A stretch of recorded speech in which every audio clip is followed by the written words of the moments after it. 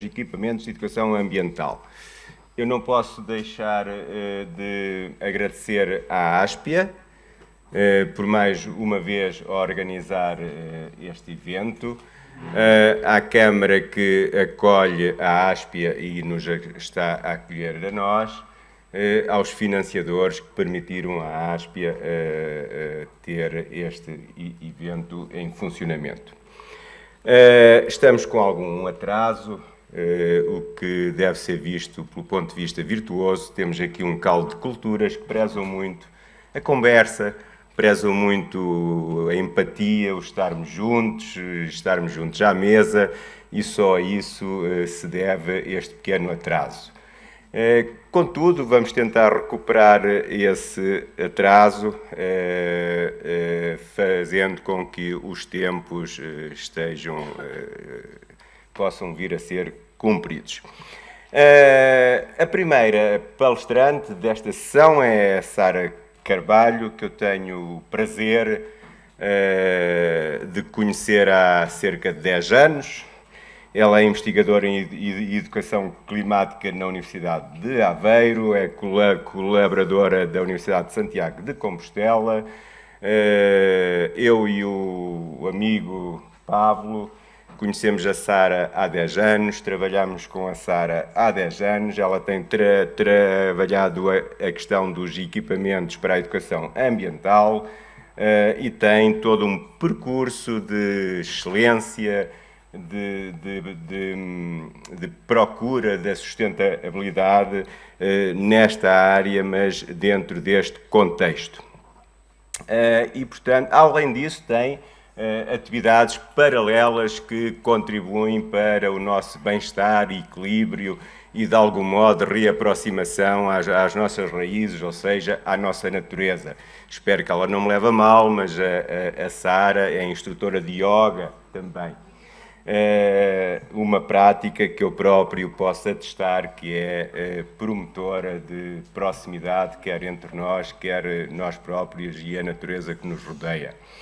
De modo que começamos pela Sara, que terá 15 minutos para uma apresentação.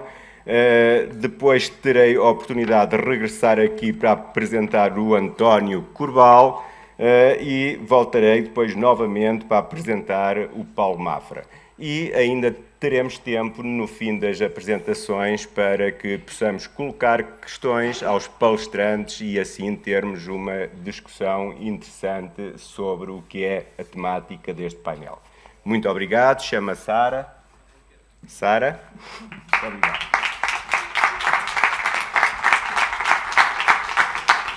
Ora, muito boa tarde, muito obrigado, Ulisses.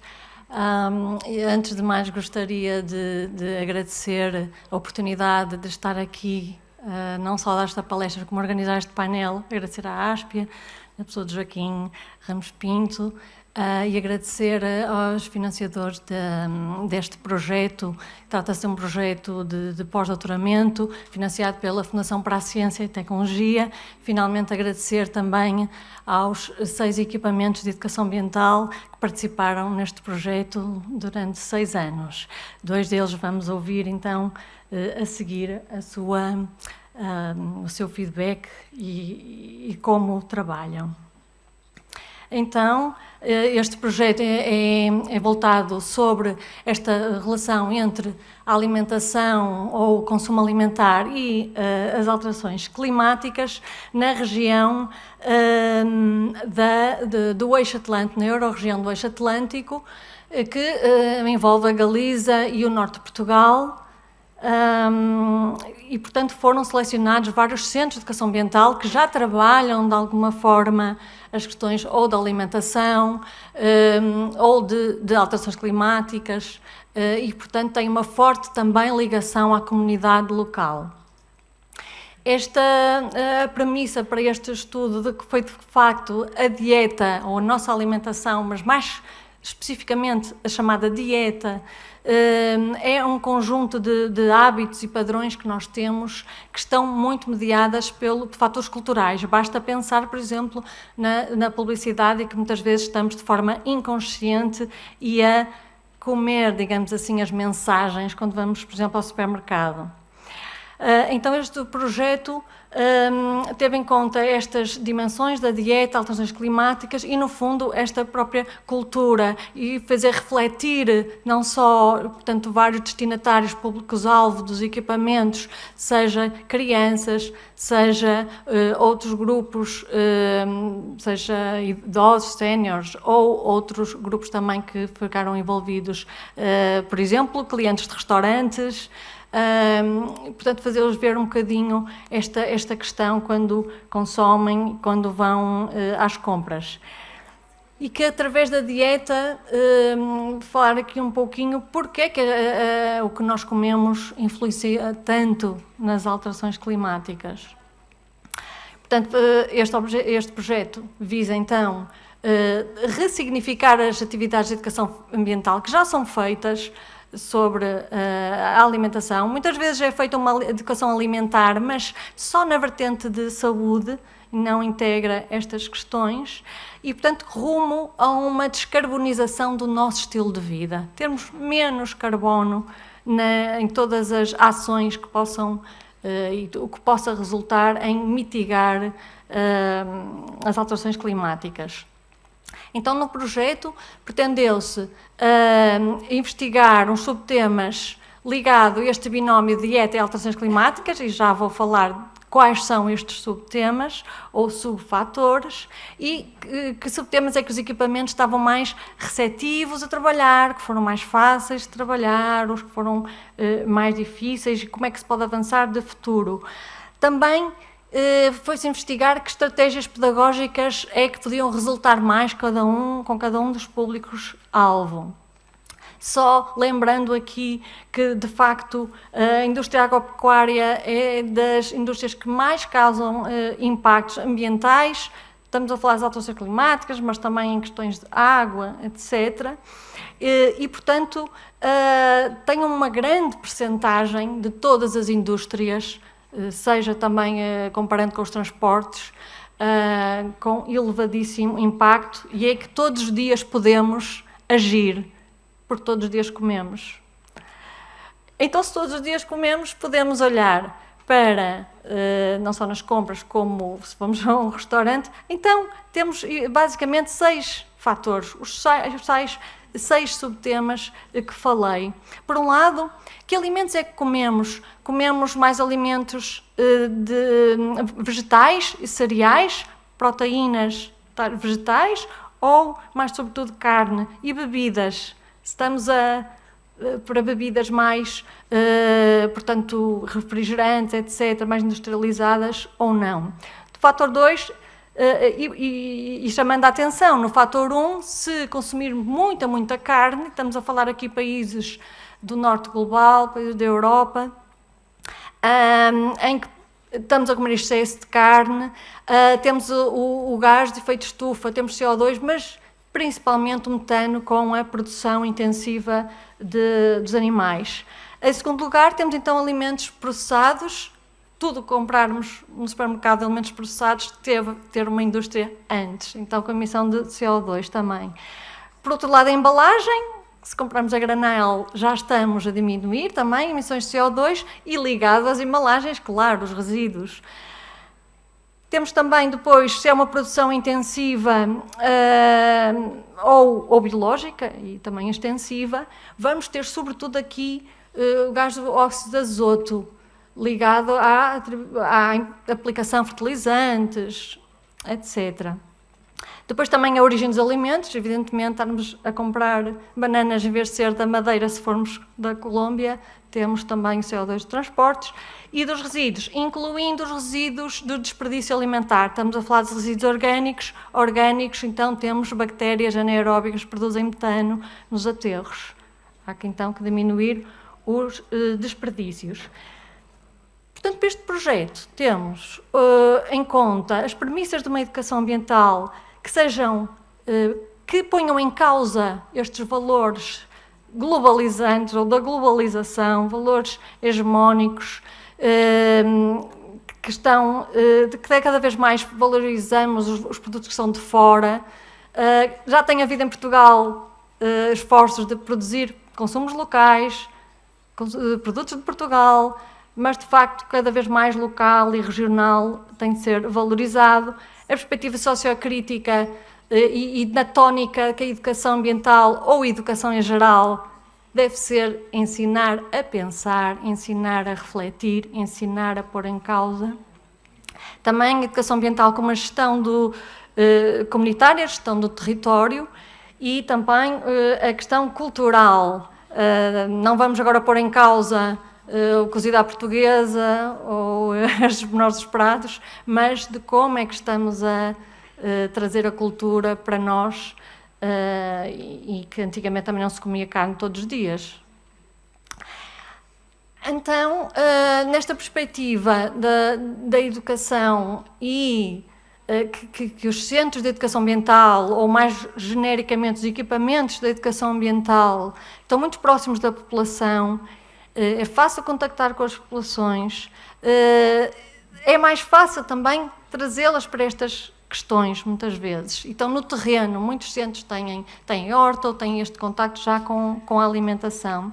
Daí que também o trabalho prévio que tinha sido feito já num estudo de doutoramento foi trazido para aqui, escolher estes centros que têm a forte ligação à população e assim deve haver, os equipamentos podem ser agentes de governança das alterações climáticas e podem promover esta participação.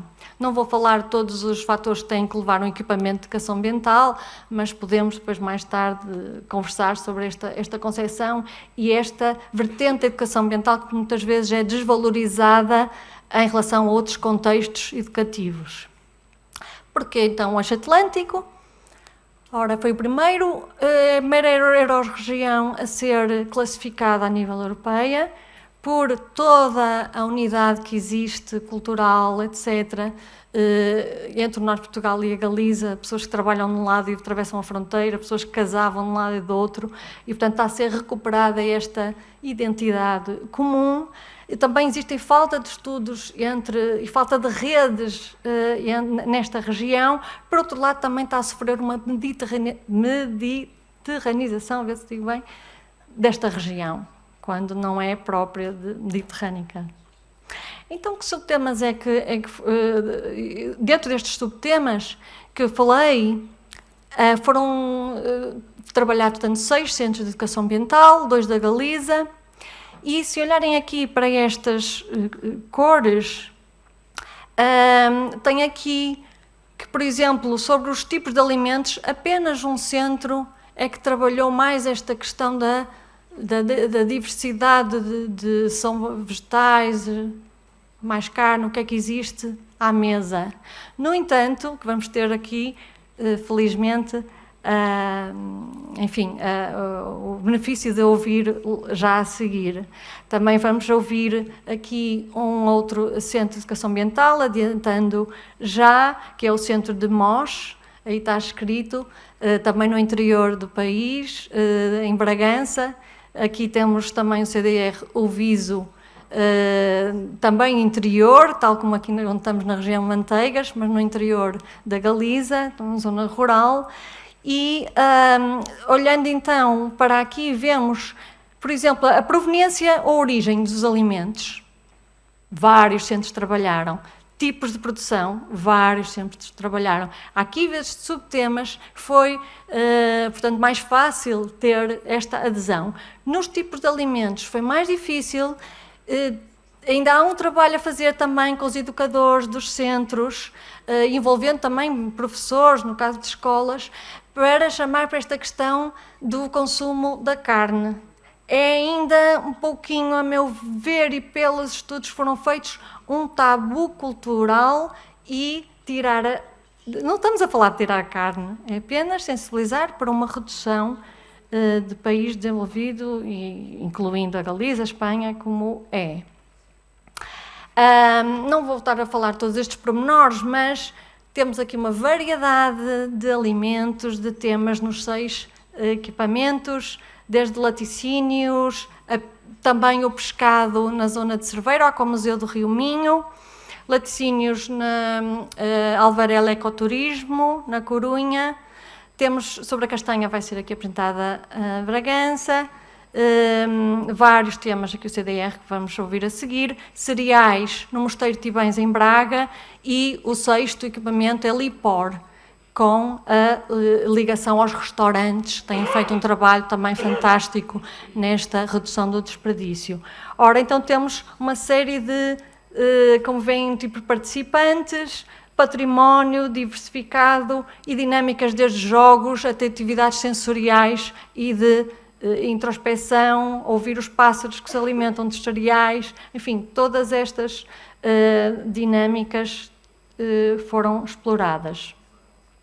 Estamos a falar de um projeto de investigação-ação participativa. E como um projeto de investigação-ação, sempre de melhoria contínua, tivemos vários ciclos de investigação-ação e em reuniões com os centros fomos descobrindo que as primeiras atividades tinham de ser redesenhadas, adaptações e, portanto, passou-se muitas vezes de uma atividade laboratorial ou experimental de vermicompostagem para uma atividade sensorial de ouvir os tais pássaros de olhos fechados, que tinha mais a ver e impactar, e uma delas chegarmos às crianças que ficaram loucas de andar descalças na terra, correrem e semearem milho por ali. Portanto, este trabalho de indo acompanhando muitos centros de educação ambiental e dar feedback, muitas ideias dos centros, também se tornou muito importante. Só agora, ilustrando um pouquinho, vamos ver a seguir um deles, então, Centro do Viso, foi pedido a alunos, através de um professor que também trabalha no Centro de Educação Ambiental, e isso foi também um fator muito positivo, ter um professor já lá dentro do centro, pedir aos alunos do ensino secundário que fotografassem os alimentos crus necessários para um dia de refeições. Pediram aos pais, aos educadores, e de facto foi comparando, né? Tem aqui as batatas típicas também da Galiza, comparando e vendo o que é que isto tem a ver com as alterações climáticas segundo aqueles subtemas. Neste processo de comparação, depois a ideia era ir também, uma vez que este centro tem uma cantina, fazer com os alunos, comparar com os alimentos de um dia da cantina. A cantina é esta que serve alimentos para idosos, também as crianças quando lá vão visitar, e comparar.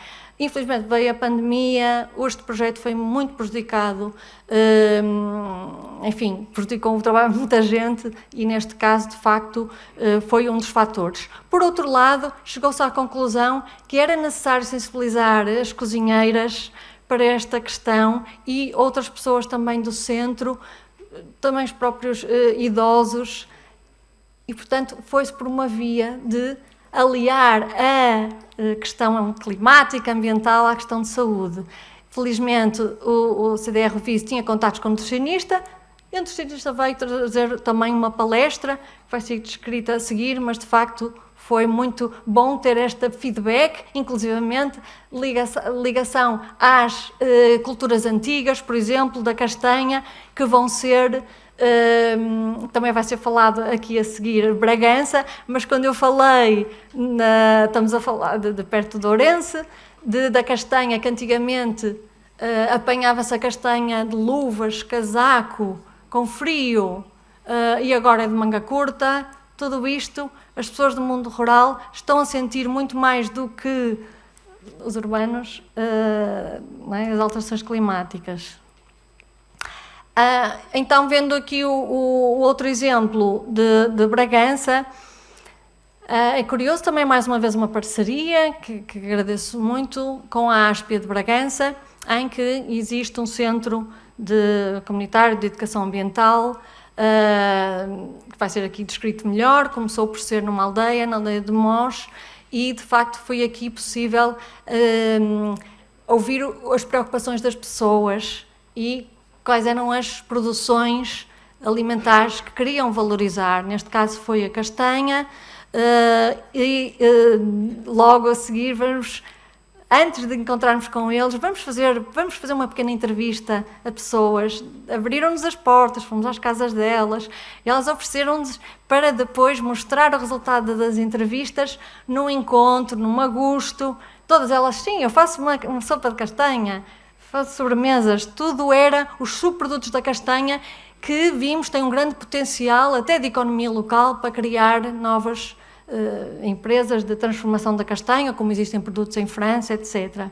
E, portanto, está aqui a roxo o caminho desde o centro da Galiza até Bragança, é muito pertinho, e de facto houve estas questões, as pessoas substituíram os castanheiros por amendoeiras e oliveiras, mais típicas do Alentejo, e, portanto, uma série de testemunhos nas entrevistas, como as pessoas sentiam. E, portanto, há pessoas que já não estão a pôr castanha, já não estão a fazer a apanha da castanha, e foi muito, muito importante estas conversas, foi mesmo, e as conversas também foram de o que é que querem ver melhorar na aldeia, o que é que precisam, o que é que existem, não é? Havia falta de união, havia falta de diálogo, foi quase uma catarse estarem ali a partilhar em grupos.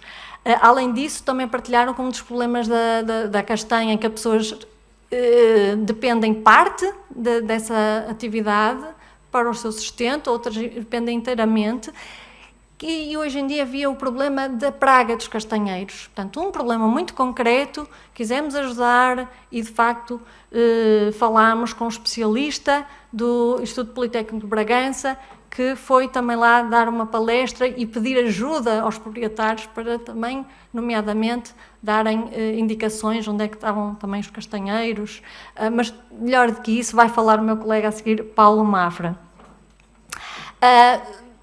Também dizer que houve uns efeitos muito positivos desta participação dos próprios equipamentos, na criação de jogos, na criação de, por exemplo, envolver mais nutricionistas.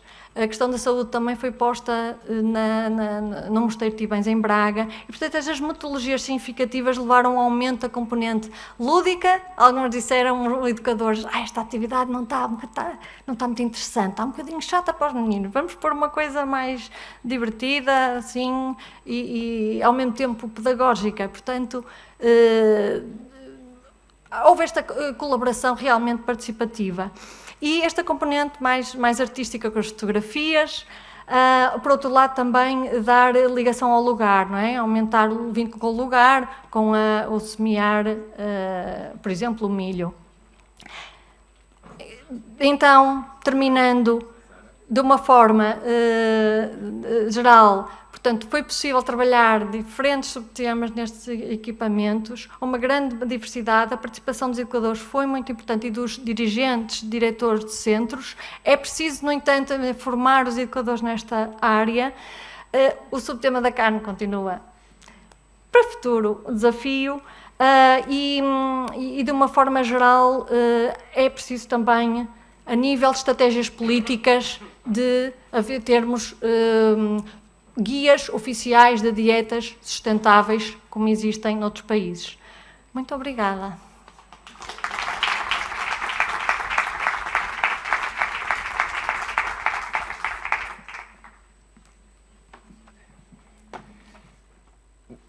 O papel que eu estou a desempenhar é difícil, gostaríamos de continuar a ouvir a Sara, certamente, desenvolver mais tudo aquilo que fez e com o entusiasmo com que trouxe a sua apresentação. A Sara, de algum modo, já apresentou sumariamente a apresentação seguinte. Eu chamo a palco o António Corbal. O António Corbal é natural de Ludozelo, Sarraus, Ourense. Tem um percurso académico em psicopedagogia, licenciatura e mestrado e uma trajetória longa no pré-escolar,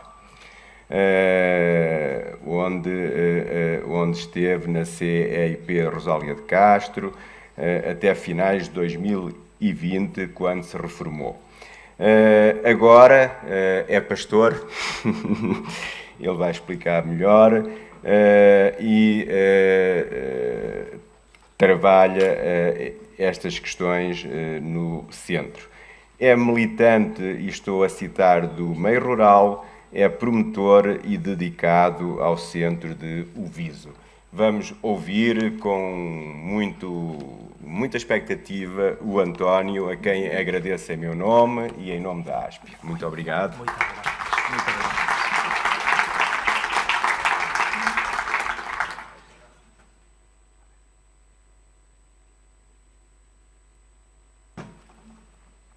Boa tarde.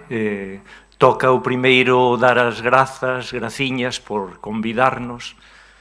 O que pasa é que, eu se son sincero, tamén teño que decir que menuda faena poñera un neste brete, porque xa son maior e sigo me poñendo nervioso, e máis cun auditorio así.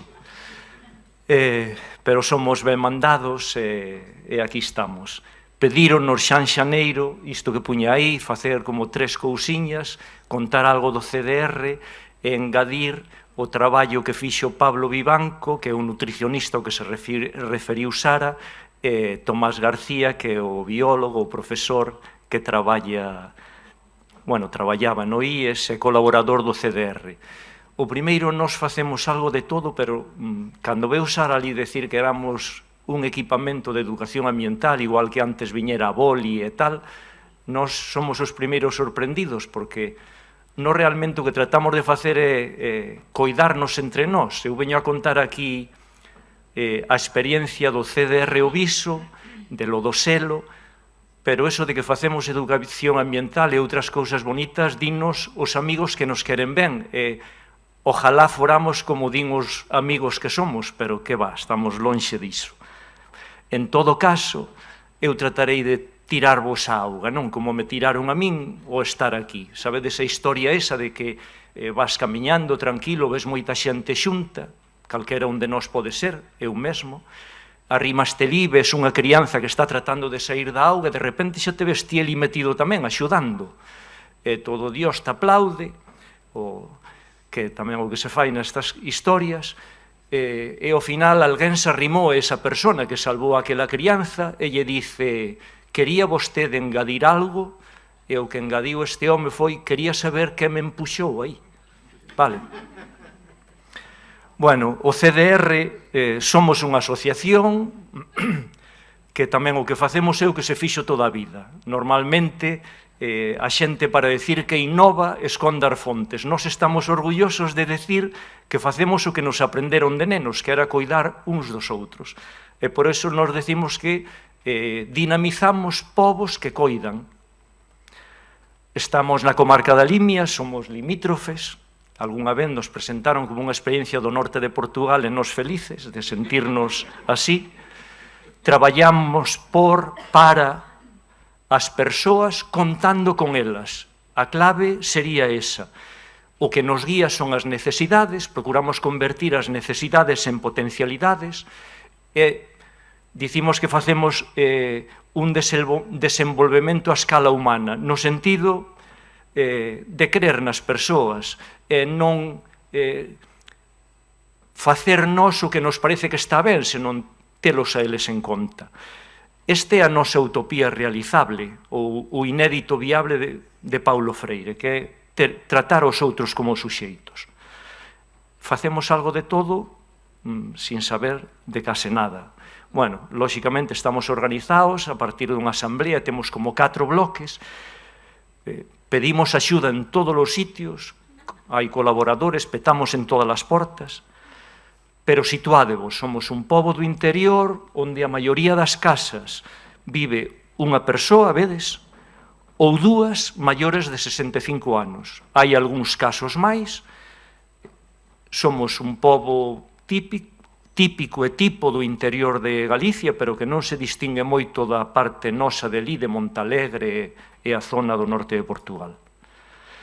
E por o que máis se nos coñece, unha das nosas actividades estrela é o do pobo escola, que é eso, aprender no pobo, aprender do pobo, aprender o pobo.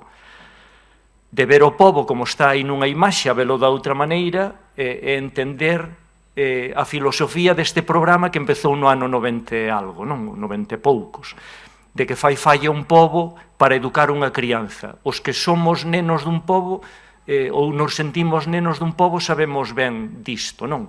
Eu se aprobaba, cando estaba interno e volvía, era como se aprobara todo o pobo. Eu vivín aquilo, non? De ser, formar parte dunha comunidade. Valoramos o territorio, o patrimonio, por eso o primeiro que fixemos foi recuperar esos espazos sagrados de veciñanza. O forno, a forxa, o lavadoiro. Traballamos moito o tema da memoria e do escocemento. O río Lima nace ali no noso monte Talariño, e o que desemboca despois abaixo, non, en Viana do Castelo, era o río do esquecemento.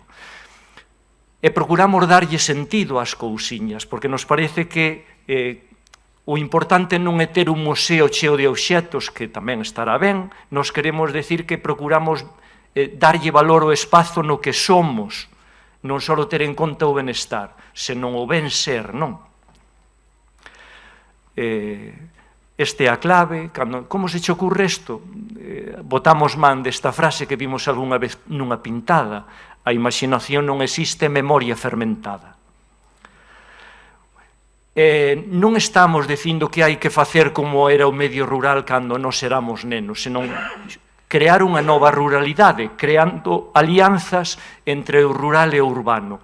No Pobo Escola, por pôr un exemplo, xa o comentou ela, unha das achegas que recibimos, moitas das cousiñas que facemos, son achegas que nos fan os que veñen ali.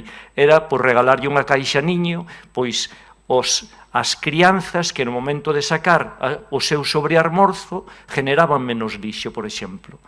Ou no cole facer a supervisión ambiental, que a aula que menos lixo xeraba, pois recibía un premio desta maneira, non? Recuperamos as sementes tradicionais e os saberes en torno a eles, cos maiores.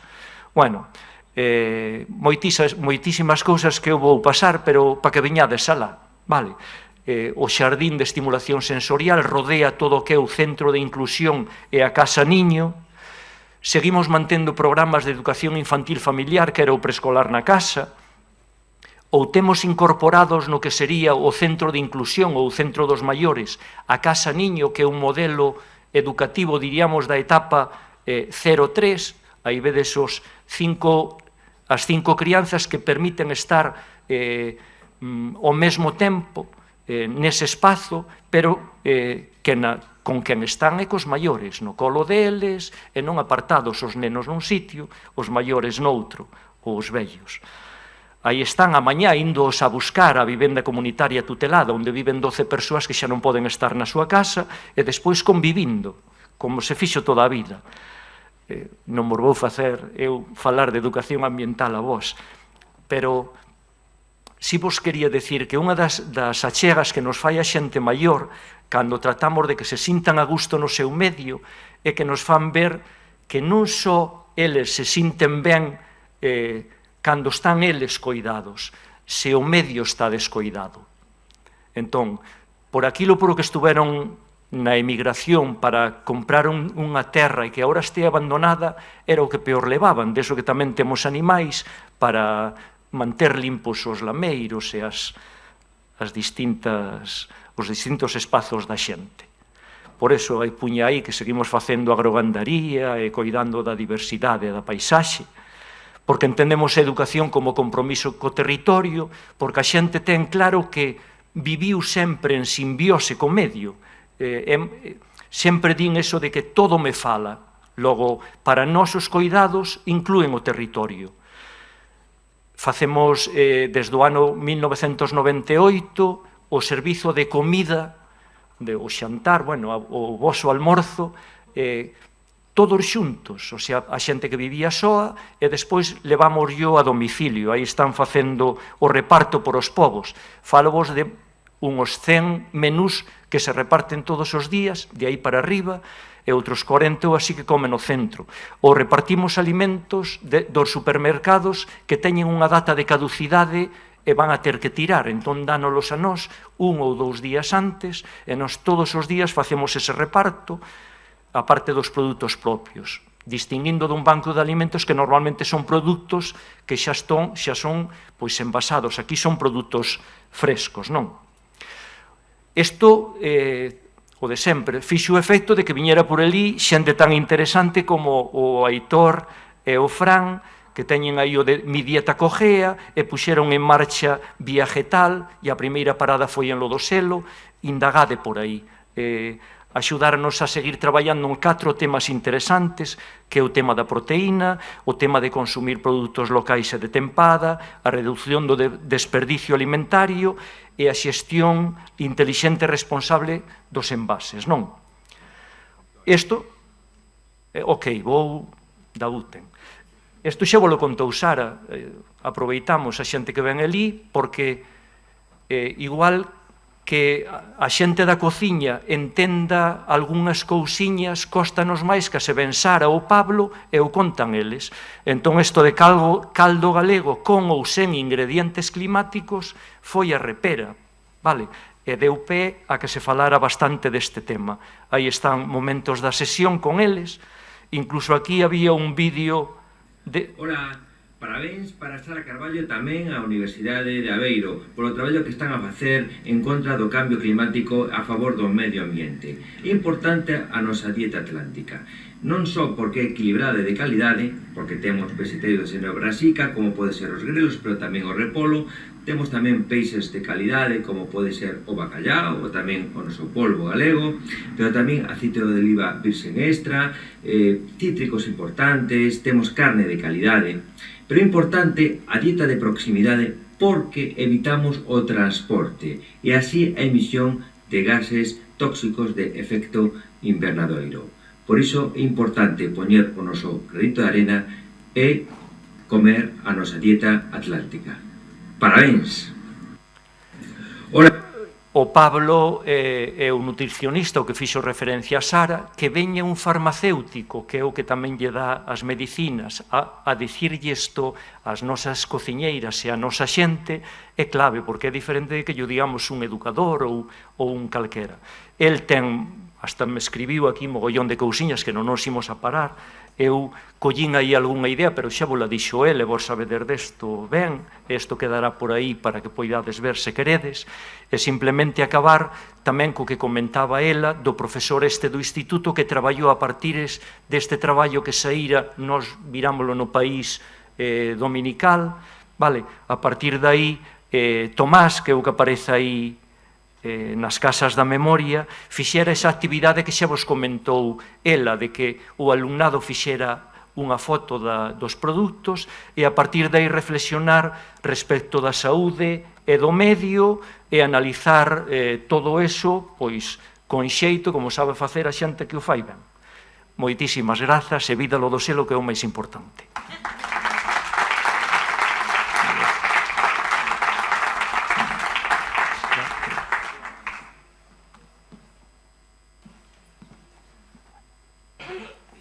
Muito obrigado, António. Cuidamos uns dos outros. A questão da transmissão de saberes intergerações e uma expressão que achei particularmente interessante, memória fermentada. Mas prosseguimos nesta ideia, nesta frase que é bastante substantiva e significativa, cuidamos uns dos outros.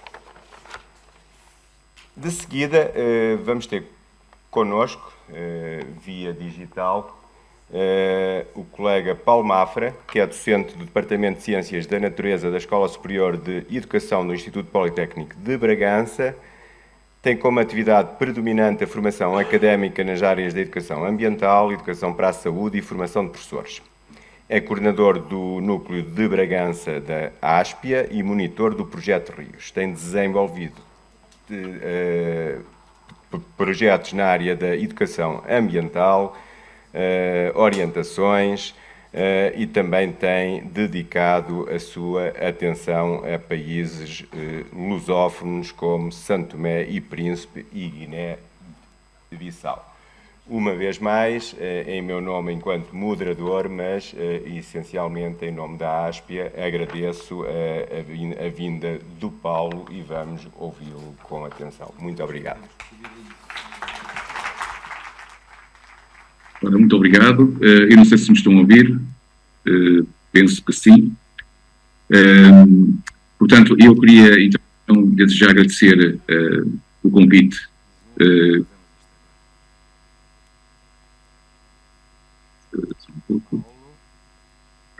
Sim, sim. Ok. Estão a ouvir-me? Ok, muito bem. Portanto, então queria dar aqui, agradecer, portanto, o convite que me foi feito pela Áspia e, em particular, pela Sara, minha amiga Sara, que está, há pouco apresentou aqui a sua comunicação, para estar aqui hoje convosco.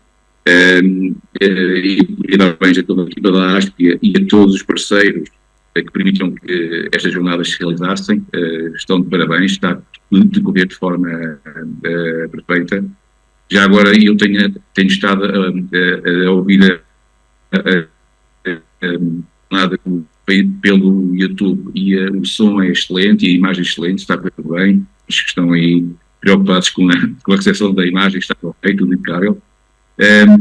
Portanto, este tipo de eventos são realmente uma excelente oportunidade para partilhar experiências e um ambiente de aprendizagem e convívio, como ter reparado. Eu lamento muito não poder estar convosco aí, outros compromissos me impediram de sair de Bragança este fim de semana. De qualquer das maneiras, eu irei aqui apresentar a minha comunicação, que, como podem ver pelo título, baseia-se nas aldeias, centros comunitários de educação ambiental, mais do que um conceito, uma missão do Bragança da Áspia. Portanto, na verdade, o núcleo de Bragança da Áspia tem na herança em várias áreas, nomeadamente com atividades de educação ambiental com crianças do ensino básico e básico principalmente.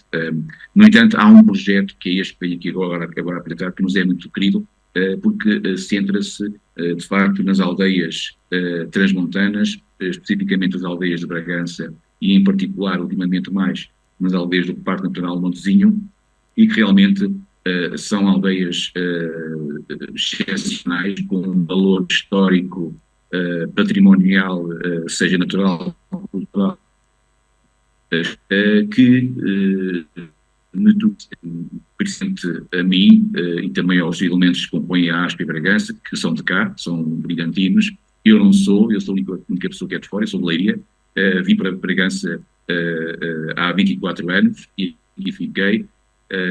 Portanto, realmente apaixonei-me por este local, por esta gente, e realmente é fantástico viver aqui nesta região. Portanto, na verdade, o que eu venho aqui apresentar é algo diferente do normal, porque normalmente nós associamos educação ambiental a um público mais jovem, a público de idade escolar.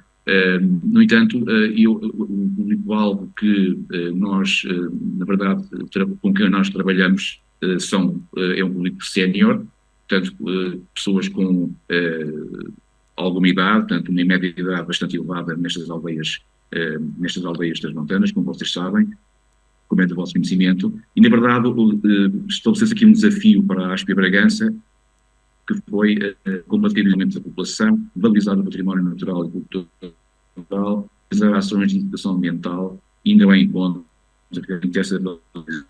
Portanto, nós que, na verdade, esta região tem uma riqueza inigualável, nomeadamente o Parquezinho é um local realmente extraordinário, só que as aldeias que compõem o parque são povoadas por grande parte das pessoas das aldeias, têm uma faixa etária realmente muito acima da média nacional e realmente vivem muitas vezes de forma isolada do conhecimento, tanto faz no seu dia-a-dia, tem sem grandes ações que as estimulem, e realmente vimos aqui uma oportunidade pessoas. E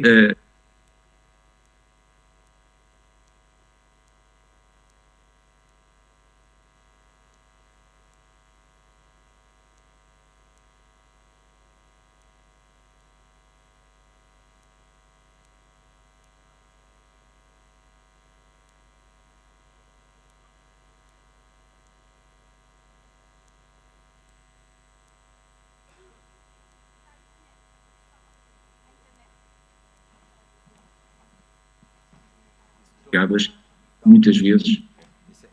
Está assim? É pedir para voltar atrás? Paulo? Sim. Houve uma quebra aqui. Houve uma quebra, podes voltar. Alguém me consegue dizer onde é que ele parou, quando vocês deixaram de ouvir? Anda para trás, por favor, Paulo. Aqui? Aqui? Mais uma? Aí. Ok, obrigado. Tchau. Estão a ouvir-me? Ok, muito bem. Estava a dizer, portanto, estas aldeias revestem-se de um património extraordinário que importa valorizar e divulgar. Portanto, estamos a falar de património construído. Muitas freguesias têm tido um papel extraordinário na recuperação de alguns edifícios como moinhos, pombais, fontes, e tal. É um património extraordinário. O património do Parque Natural Montezinho apresenta uma biodiversidade realmente extraordinária. Só para ter uma ideia, 80% dos mamíferos de Portugal podemos encontrá-los no Parque Natural Montezinho. Portanto, estamos a falar de uma biodiversidade extraordinária. E todas essas fotos que foram tiradas no parque, podem ver que tem uma qualidade excepcional, e eu tenho a sorte de ter alguns amigos fotógrafos de natureza que me vão de vez em quando fornecendo algumas imagens extraordinárias como aquelas que eu estou aqui a mostrar. O património cultural é outro aspecto extremamente importante que importa divulgar e valorizar. As aldeias revestem-se de um acervo cultural extraordinário. Muitas das vezes, se não é divulgado, acabam por desaparecer com a morte das pessoas que vão infelizmente falecendo ao longo dos anos, e realmente o resgate, digamos, que nós devemos promover é urgente e essencial. O património gastronómico é também outro aspecto importante que nós tentamos valorizar nas atividades. Portanto, temos aqui a questão dos cogumelos, não só os alimentos em si, que são característicos desta região, mas também a forma como eles são cozinhados. Portanto, aqui, por exemplo, um assador de castanhas tradicional à lareira, passar a castanha, um pote de ferro, onde podem ser cozinhadas várias carnes. Neste caso, na imagem que vem aqui, é o frango ou o galo no pote, que tem um sabor extraordinário. Portanto, isto é tudo património das aldeias que interessa mostrar e valorizar. Portanto, as aldeias transmontanas têm também, neste caso, especificamente na zona de Montezinho e na zona de Bragança, a castanha é, de facto, pertence a um património agrícola que é extraordinário. A castanha é, talvez, a produção agrícola que mais abunda nesta região, portanto, é também algo que, aliás, é com base neste tema que eu vou basear a próxima parte da apresentação, que depois que a Sara já falou um pouco sobre este assunto, mas eu já vou desenvolver para vocês ficarem a saber. Portanto, as aldeias que neste momento estão nós estamos envolvidos nos trabalhos com os idosos. Começou com a aldeia de Mós, como a Sara há pouco mencionou. Portanto, foi a aldeia que nos recebeu, a Áspia Bragança, como sede. Depois passámos também para outras aldeias, agora estas dentro do Parque Natural de Montezinho. Estamos a falar da aldeia de Parâmino, Fontes de Transbraceiro, Maçãs, Zeiro e Vila Larinho, esta última muito recentemente, como já vou explicar mais à frente. E realmente o que nós temos vindo a fazer são ações de participação pública, em que os mais atores são os idosos que vivem nas aldeias, sempre no clima de partilha, de informação, de convívio e também convívio intergeracional, tanto entre os idosos e os seus filhos ou netos, ou então até visitantes das nossas atividades que vêm das aldeias e estão interessados em participar e saber mais sobre este património. Das atividades todas que foram sendo desenvolvidas, eu saliento estas 4, e agora já direcionando mais para a questão das alterações climáticas. Estas 4 atividades que estão aqui apresentadas nestes cartazes, 2 delas foram na aldeia de Mós e outras 2 foi na aldeia de Parâmino, portanto dentro do Parque Natural de Montezinho, neste último caso, e realmente foram atividades em que, de certa forma, se falou e tentou abordar a questão das alterações climáticas. Portanto, na primeira atividade, vocês veem aí, uma atividade que se desloca um bocadinho do nosso país. O nosso fotógrafo de natureza, Pedro Rego, portanto, fez uma exposição à Antártida com uma fotoreportagem excelente, em que chamou a atenção das alterações climáticas e o efeito delas no gelo da Antártida, e houve oportunidade para que as pessoas, os idosos, tivessem contato com esta informação que, de outra forma, dificilmente conseguiriam ter. Depois, Tivemos também um contacto ou uma visita da Sara Carvalho na Aldeia de Mós, onde ela explicou o seu projeto, e foi aqui também que nós recolhemos uma série de informações importantes para o seu trabalho. Portanto, e aqui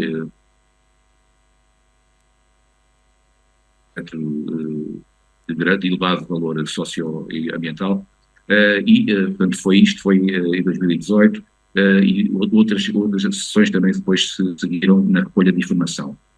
E outras mais duas atividades que estão aqui a seguir, portanto já vou falar um pouco sobre elas, mas o que eu queria dizer é que todas elas tiveram, de certa forma, direta ou indiretamente, abordagens à questão da alteração do clima e da forma como é que essa alteração vem vindo a influenciar a vida do planeta e em algumas aldeias em particular. Como é que foram feitas estas recolhas ou estas pessoas em mesas redondas, promovíamos a discussão e principalmente os mais idosos iam falando um pouco sobre a sua experiência de há anos atrás, há décadas atrás, e consoante a comparação que eles iam fazendo entre como era antes e como é agora, nós íamos fazendo alguns registros de vídeo, áudio, registros escritos, que acabaram por nos dar uma ideia mais ou menos clara, por um lado, da evolução do efeito das alterações climáticas em relação a alguns aspectos nas aldeias, mas também, na verdade, a ideia de que estas pessoas, apesar da idade, têm uma ideia muito clara de que realmente o clima está a mudar e algo está diferente do que era antes. Portanto, e foi bom ouvir da boca deles e dos registros que nós fomos fazendo, que realmente há essa percepção, a percepção é real e o seu testemunho foi a prova disso nos registros que nós conseguimos obter. Portanto, estes registros, como eu estava a dizer, foram feitos através de conversas informais, ações de brainstorming, mesas redondas, lá na primeira pessoa, registros de vídeo, áudio aqui escrito, como há pouco tinha dito. Salientar aqui que os relatos na primeira pessoa foram muito importantes, porque houve casos em que pessoas relataram episódios de há décadas atrás e, juntamente com essas pessoas, estavam os seus filhos. E os filhos, no final das atividades, vinham ter comigo e diziam: olha, o meu pai acabou de contar aqui uma história que nunca me tinha contado a mim.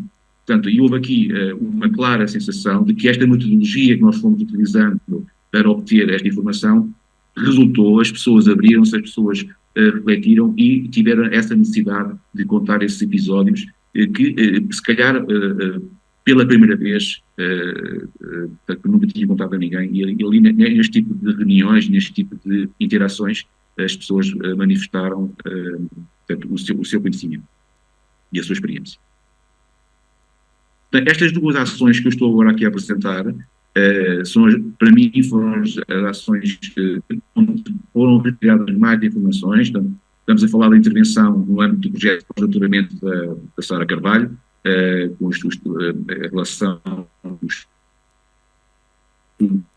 relação e equipamento ambiental, e também o combate biológico das pragas do castanheiro, do investigador Albino Bento, do Centro de Investigação de Montanha do IPB. Então, estas duas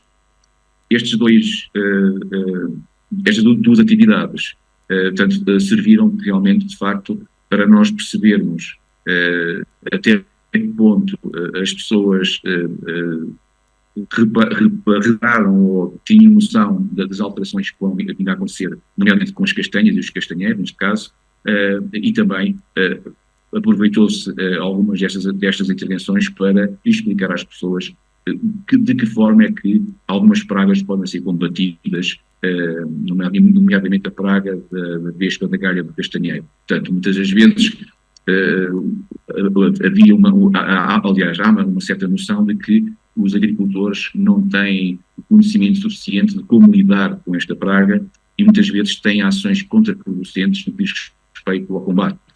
Portanto, não sei se é do vosso conhecimento, mas o combate biológica para combater a vespa galha de castanheiro é, como eu disse, biológico. Portanto, não há aqui intervenção de qualquer composto químico, nem nenhum spray milagroso que resolva o problema. Portanto, a única maneira de resolver este problema é libertar um parasitoide que pôs no local onde está a larva da vespa da galha de castanheiro. Esse parasitoide pica esse local, injeta a sua larva e é a larva desse parasitoide que vai comer, entre aspas, vai destruir a larva do parasita que está dentro do castanheiro. Portanto, e quando os agricultores viam que o castanheiro estava infectado, cortavam imediatamente as braças cortadas e queimavam, quando, na verdade, essas galhas que estavam infectadas podiam já ter sido picadas pelo parasitoide e estávamos aqui a matar, antes de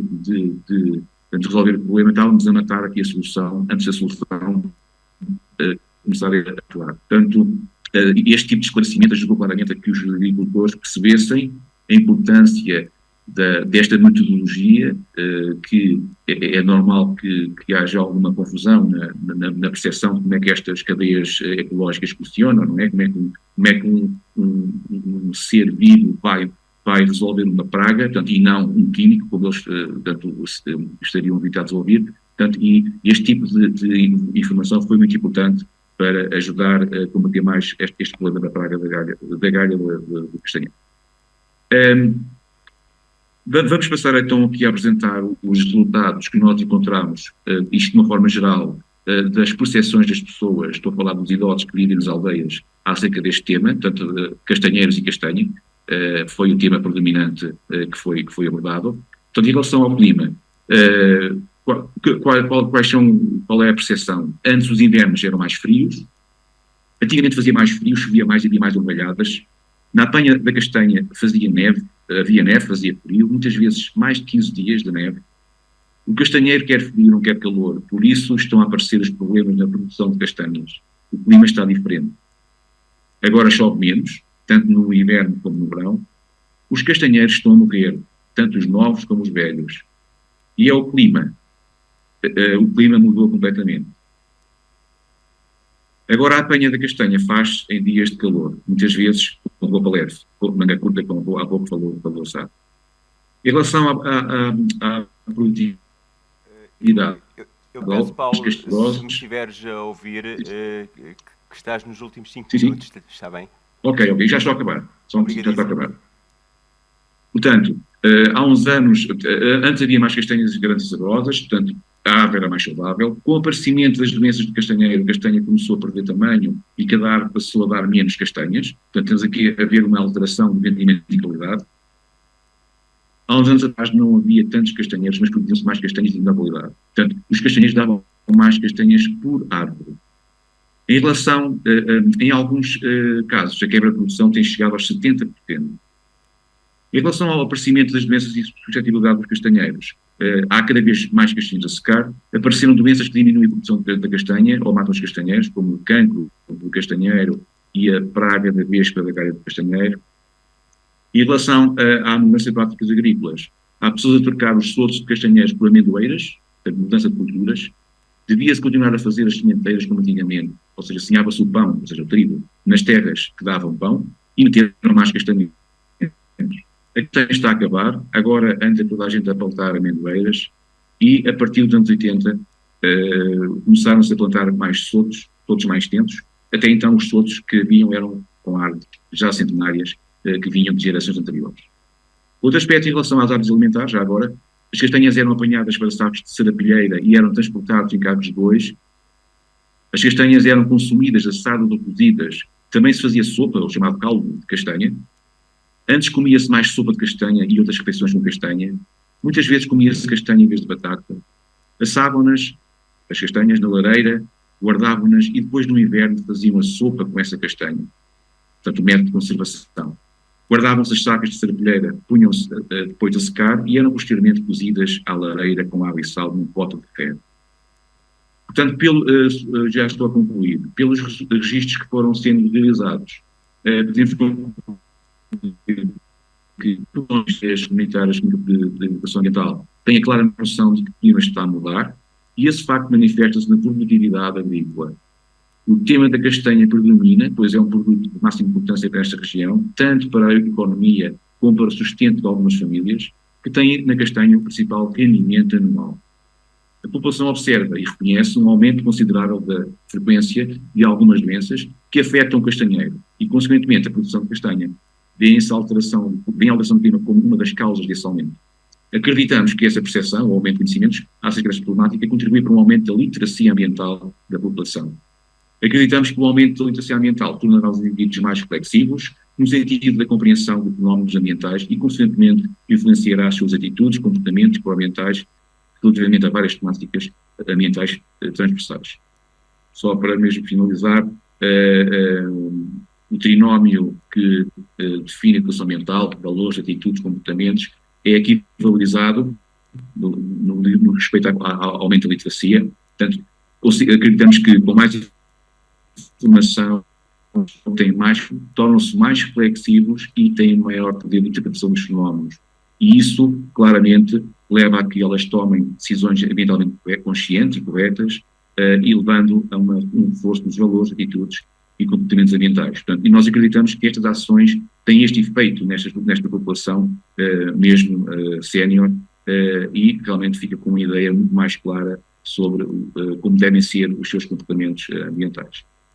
Portanto, despeço-me então com algumas referências que podem consultar se for o vosso interesse, e também com algumas fotos da nova sede do Núcleo de Bragança da Áspia, na aldeia de Vilarinho, no Parque Natural do Montezinho, que nos próximos meses será divulgado a sua inauguração e estarão todos convidados a vir inaugurar a nossa nova sede. Portanto, e muito obrigado pela vossa atenção. E dou por terminada a minha comunicação. Muito obrigado, Paulo. Eu espero que todos possamos aceitar o convite e estar na inauguração. Os meus parabéns, os nossos parabéns, os parabéns à Áspia.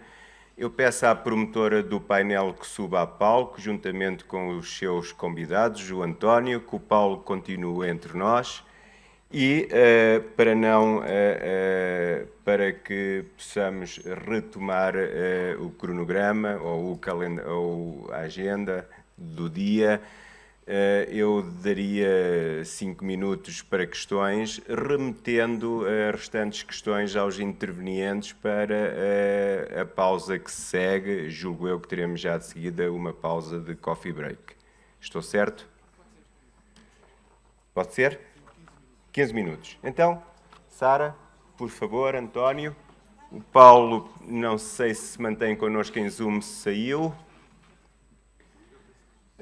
E abríamos um período de diálogo sobre o que foram as apresentações deste painel e o fio condutor às 3 que a Sara, de algum modo, contextualizou. Já agora, de referir que muitas destas experiências são acompanhadas academicamente. Neste momento fui informado por um dos colegas que está entre nós que há um estudo a ser desenvolvido por uma estudante de mestrado no Politécnico de Leiria que acompanha estas experiências tal como a Sara acompanhou durante muitos anos. Está aberta a discussão, o diálogo, não é uma discussão, é mais um diálogo. Faz favor, eu peço que comecem por se apresentar e depois que possam fazer a questão ou o comentário. Muito obrigado. Pois não. Eu sou Cíntia Luder, investigadora da Universidade do Minho e sou do campo da comunicação. E a pergunta que eu deixei aberta eu podia fazer em privado com a Sara, mas eu acho importante deixar isto em bom tom.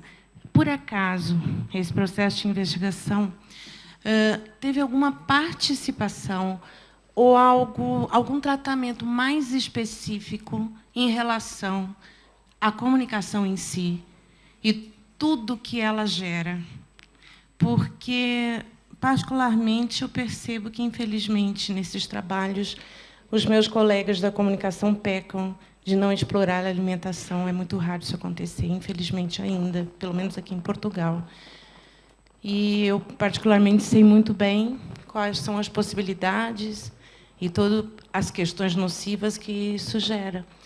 E eu queria só saber se realmente você apontou, com toda a razão, quanto isso é problemático, de uma certa forma, mais do que tudo, mas quanto que acabou sendo ou não abordado e discutido esse tema da comunicação e toda a sua rede em relação ao próprio consumo da alimentação no seu trabalho. Obrigada.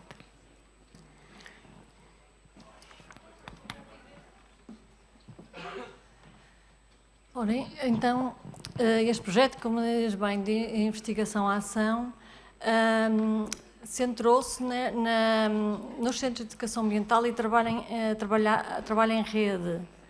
Houve uma comunicação entre os centros, também houve possibilidade de comunicar este trabalho e de partilhar as experiências que estavam a ser feitas em vários momentos, mas um dos momentos principais foi precisamente noutras jornadas, mais uma vez, jornadas da Aspia, numa parceria com a Universidade de Aveiro, com este projeto, neste caso foram jornadas em Lousada, em que também houve painéis sobre esta questão e foi uma excelente oportunidade para também uma reunião intermédia entre os centros e os equipamentos. Enfim, não houve tempo para falar de todas estas vertentes do projeto, mas de facto uma delas foi um fortalecimento da ligação entre os centros. Na altura, por exemplo, da reunião, também foi uma oportunidade para os centros falarem dos seus recursos. E eu tenho um espaço onde podemos reunir, por exemplo, ou como é que vocês fazem esta questão neste centro? Muitas vezes eram questões de dificuldades e de gestão, partilha entre eles. Mas na parte específica da comunicação, houve vários momentos, por exemplo, das jornadas, mais para o público também dos professores, mas as jornadas pedagógicas da Aspia têm uma repercussão, não é, a nível nacional. A comunicação, a disseminação do projeto tem vindo a ser feita, sendo um projeto de investigação, naturalmente, através dos meios científicos, não só de artigos científicos, de livros, e, portanto, tem vindo a ser feito, mas para os meios de comunicação social, ainda agora com a sua questão, eu lembro, e se calhar o António pode também acrescentar algo, que esta participação, nomeadamente esta participação, senão eu adianto já, do António e da CDR Viso na Galiza, foi já partilhada também para uma rádio local com quem tem em parceria. Se queres um pouco também falar disso, portanto, cada um dos centros tem divulgado também o projeto. Só de acrescentar que, como disse no início da comunicação, que há falta de divulgação destas questões, da ligação da alimentação com alterações climáticas, é um dos desafios do futuro, não é? Trazer cada vez mais isto para os meios de comunicação social. Eu non teño nada que engadir. Nós facemos podcast porque a xente démonos conta, a terapeuta e demais, que cando viñan ali entrevistalos a radio ou viña a tele, a xente falaba mellor. Entón, montamos Radio Lodoselo. Despois tamén estamos en programas por aí da Fundación Barrié, desto que nos dan para facer as cousas mellor, insístenos moito que temos que facer incidencia, estar nos medios, e claro, nós na páxina web puxemos que viñamos aquí e xa nos chamou a cadena SER, xa vos mandarei o enlace, fixeronos unha entrevista, pero nós o que tíranos o pozo e saímos nada como podemos. Muito obrigado. Eu penso que certamente outros colegas estarão interessados em colocar questões. Posso completar? Pablo, queres colocar uma questão? Desculpe. Sim. Só queria completar. É que, assim, foi muito claro que desculpa, Antônio comentou, da comunicação estar no projeto. A questão é, desculpa, ao contrário, mas como que a comunicação estava no projeto? Se teve alguma discussão, porque foi dito, a Anabela foi clara, que sabe-se da influência do processo, todo o processo mediático, melhor sendo específico, e quanto isso interfere em todo esse processo de alimentação. Então, essa é a questão, se foi abordado isso de alguma forma no projeto. Desculpa. Sentiu-se essa necessidade da comunicação? Vocês faziam reuniões entre os centros? Talvez, complementando, se vocês, nas vossas reuniões entre os centros, sentiram necessidade de produzir comunicação, isso foi abordado, os vossos relatórios, o resultado do vosso trabalho, refletem em algum momento essa importância sentida dentro dos grupos, dos centros? Gente, a minha percepção e pelo estudo é que mais do que comunicar para fora, era preciso envolver diretamente as pessoas das comunidades, trazer cada vez mais ao centro, e também ir às escolas. Era essa a questão, envolver cada vez mais e a partilha dos centros de educação ambiental entre si, a comunicação entre si. O trabalho em rede, sim, a comunicação entre si. Não tanto a comunicação Não para fora, mas como é que os centros podem ajudar uns aos outros em rede? Eu não sei se a colega também se referia à questão da comunicação em termos dos atores envolvidos e como é que eles podem ser chamados. Juntas de freguesia, câmaras, eu não sei dizer em galego, escolas, comunidades escolar, ONGs, não sei se também se referia a essa componente de chamar os vários atores a estas atividades desenvolvidas pelos centros. Vou tentar mais uma vez.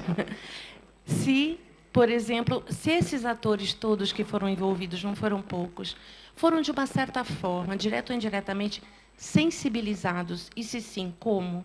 Qual é o papel dos meios de comunicação em todo esse processo de consumo? Será que eu fui claro? Temos que passar ao Paulo. Sim, vamos já passar. Como eu digo, foi um trabalho primeiro dos centros com os seus destinatários. E aí sim, foi diversos públicos escolares, comunicação dos centros com os públicos escolares. Portanto, houve uma preocupação primeiro de trabalhar e educar e formar os educadores ambientais. Esse foi dos primeiros passos. Portanto, há uma formação interna dos centros que foi detectada que é necessária e articulação com os outros atores sociais. Portanto, ainda estamos a partir pedra, ainda estamos a trabalhar nisto, antes de termos uma estrutura de facto para ir para fora, para sensibilizar os outros. Só também acrescentar que, para além desta parceria, este projeto financiado pela Fundação para a Ciência e Tecnologia, como digo, a partir da Universidade de Aveiro, também teve a coorientação da Universidade de Santiago de Compostela. Não posso deixar de aqui dizer e agradecer também na presença, portanto, a orientação do professor Alice Azeiteiro, Universidade de Aveiro, e do professor Pablo Meira, Universidade de Santiago de Compostela. Pablo. Eu aproveito a deixa e penso que o amigo Pablo, tem uma questão para colocar.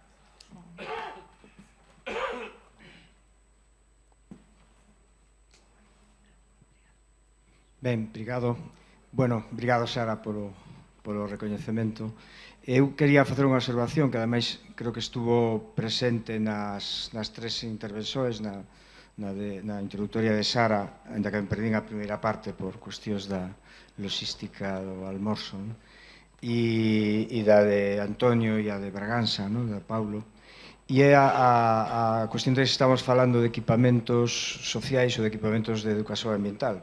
Creo que é un debate, e é a segunda ou terceira vez, Antonio, que te escoito eso e eu estou totalmente en desacordo, plenamente unha educación, podíamos empezar a falar a mellor de equipamentos de educación socioambiental, pero eso é redundante, porque o ambiental non é só o biofísico ou as cuestións que teñen que ver coa conservación do medio natural, sino que é a integralidade, non, na que nos movemos os seres humanos en relación coa biosfera ali onde estamos. Non? O que quería preguntarvos é se hai certa percepción na España, polo menos, non? De que, e na Galiza, de que os equipamentos de educación ambiental, cando menos os modelos dos anos 90 e dos primeiros 2000 están agora en decadencia. En parte porque as cooperativas, empresas, iniciativas, incluso administracións que estaban detrás destes equipamentos, pues están envellecendo, ¿no?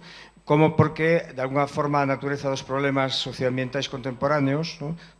O tema, por exemplo, das alteracións climáticas é un exemplo, non acaban de encaixar nas ofertas educativas destas institucións. Non sei se tedes esa percepción ou non, ou ti sabe que tes unha visión tamén panorámica, non, do que pasa en Portugal, do que pasa na España, se hai algo desto ou simplemente que está evolucionando o modelo de equipamentos de educación socioambiental, vamos a utilizar o concepto. Ok, grazas, Paulo. E tamén acrescentando que foi un gosto e mesmo um orgulho estar a trabalhar com estas pessoas todas e amigos já. A minha percepção é que realmente tem sido, em Portugal tem ocorrido uma dinâmica, quer pelo interesse de temas, quer pelo formato dos próprios equipamentos, não é? Há uns anos atrás, 80, 90, tínhamos ecotecas, houve coisas que evoluíram, já não fizeram tanto sentido.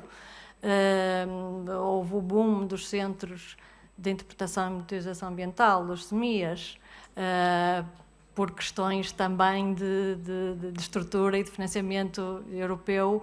Aí seria outra conversa, de até que ponto é que os centros nascem a partir de uma necessidade local, genuína, com um projeto educativo de base, como ouvimos aqui, a partir de necessidades, ou são, de facto, outro tipo de imposições e depois vamos construir primeiro o telhado sem uma estrutura. Mas, de facto, tem evoluído em termos de temáticas. Mas eu lembro, por exemplo, vários centros, e centros também Ciência Viva, enfim, é divulgação de ciência e muitos fazem também educação ambiental, que estão a evoluir em termos de temáticas, podem aliar temas das florestas, mas também com a integração das alterações climáticas.